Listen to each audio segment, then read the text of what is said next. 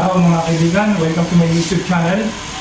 So, isi-share ko sa inyo ngayon kung paano tayo magkaroon ng emergency light gamit ang pinaglumaang battery. 3 years ang kinaganitong Amaron. So, sa tingin ko, 3 years is more than enough matigal itong Amaron. Tara, samahan niyo ako, i-reveal natin kung ano ang kaya pa nitong paggamitan. Mag-charge muna tayo ng battery. Tingnan natin kung magcha-charge siya. Ang gamit ko ritong charger is Panther. Matagal na sa akin tong Panther na to. Old model siya pero ang tibay. Hanggang ngayon nagagamit ko pa. Sa paggamit ng multimeter, itapatan natin yung R dito sa 50. So malalaman natin kung ilang voltahe na itong ating na-charge na battery. So ang reading almost 13 volts. So mataas na yan. Nag-charge pa siya. So medyo okay na siyang gamitin. Ang unang i-connect itong 6.5 watts na car fan. At susunod itong bumbilyang 7 watts. Take note lang mga kaibigan, ang red ay para sa positive, ang black ay para sa negative.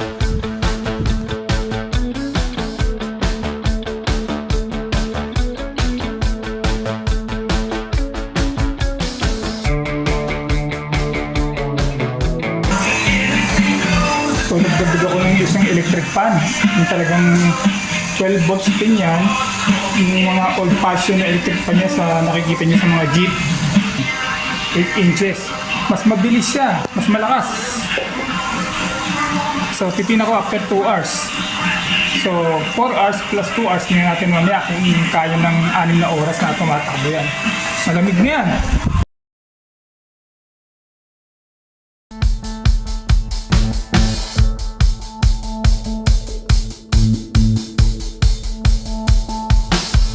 Okay, 5:30 na, 6 hours na.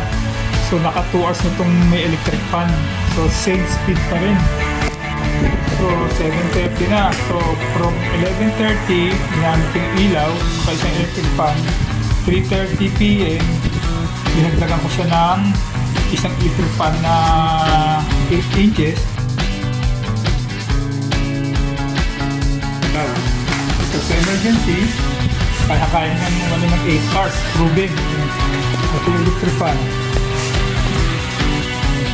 So, pinakaliwanag. Kaya sasuggest ko, mga 9 watts.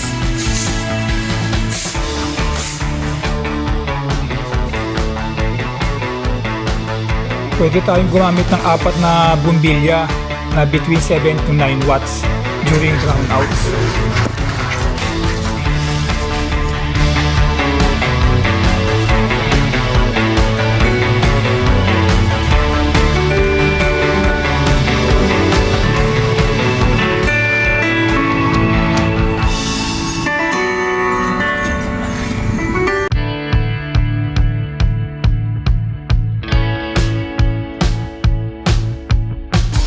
Sana nakakuha kayo ng konting idea.